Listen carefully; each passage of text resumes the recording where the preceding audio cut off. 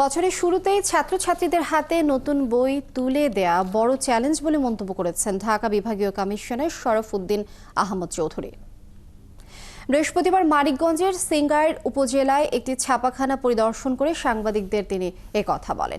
বিভাগীয় কমিশনার বলেন, এবছর একটা পরিবর্তিত পরিস্থিতির মধ্য দিয়ে যেতে হচ্ছে সবাইকে।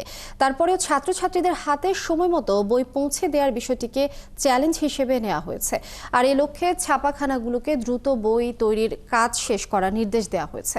এই সময় তার সাথে জেলা প্রশাসক ডক্টর মনোয়ার হোসেন মোল্লা সহ জেলা শিক্ষা কর্মকর্তারা উপস্থিত ছিলেন।